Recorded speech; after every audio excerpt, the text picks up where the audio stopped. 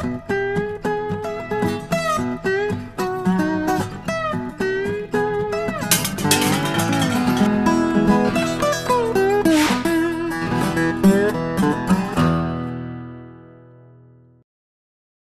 Spotify.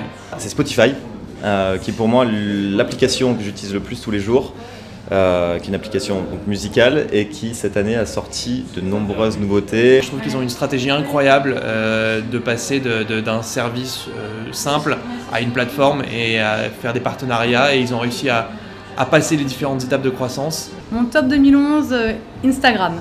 Simple, efficace, indispensable. Voilà, moi je m'en lasse pas et j'en abuse. J'avais Foursquare qui est bien monté au niveau de la géolocalisation.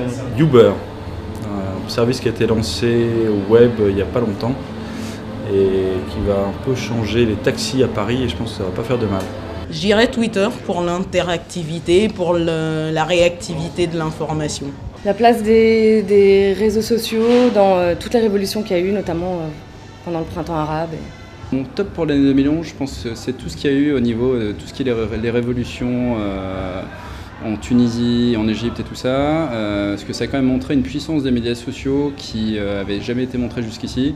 À quel point est-ce que tu peux accompagner vraiment l'évolution de la société grâce aux médias sociaux et une explosion dans tout ce qui est pays arabes. Alors moi j'ai envie de dire la crise. Oui. Ça c'est le top du top. Oui. Et la mort de Steve Jobs. Pleure Pleure pas. En plus tu vas m'abîmer ma veste, tu vas me dire. Allez, oh t'as foutu des péloches, merde. La Coupe du Monde de rugby, sans conteste, qui a démontré une fois de plus que rien n'est jamais couru d'avance et qu'il faut y mettre ses tripes jusqu'au bout parce qu'on ne sait jamais ce qui peut se passer. Je dirais le Panda.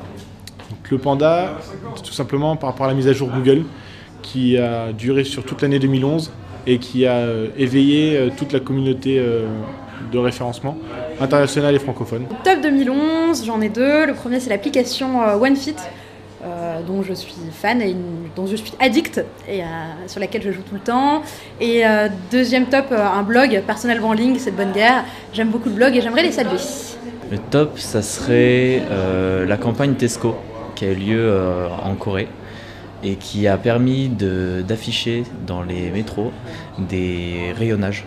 En gros, où on peut flasher les produits pour faire son shopping et pour faire ses courses qui étaient livrées directement chez soi. Et pour moi, c'est quelque chose qui représente l'avenir. Mon top 2011, c'est l'arrivée de Patrick Bruel sur Facebook. Et aussi la possibilité laissée aux marques, aux fanpages, de répondre maintenant individuellement à tous les fans. DSK. DSK parce que c'est le buzz de l'année. Ah ouais. Plein de tweets, des retombées médias impressionnantes. Je pense que c'est la meilleure OP de Buzzman cette année. Ouais. Ah, ils sont forts. Bref, sans hésiter. Bref, qui a dû bien augmenter le nombre de visites sur le site de Canal+. Je pense que c'est un carton auprès d'une génération entière que personne n'a pu passer à côté. C'est Monsieur Tout le Monde et c'était vraiment drôle. Alors bref, les vidéos du succès, les rencontres sur le web, notamment une petite start-up qui va faire parler d'elle et qui est tenue par Maxime Gage, et la naissance de mon petit cousin. C'est DSK le top, c'est le buzz de l'année. Ah non mais moi c'est bref. Tu veux le buzz 2012 ? Ouvre la bouche. Et on fait un truc sexy là, vas-y. Non, ça suffit. Regarde. Non, ça suffit. Vas-y. Vas-y, tiens la langue. Tiens la langue. Oh.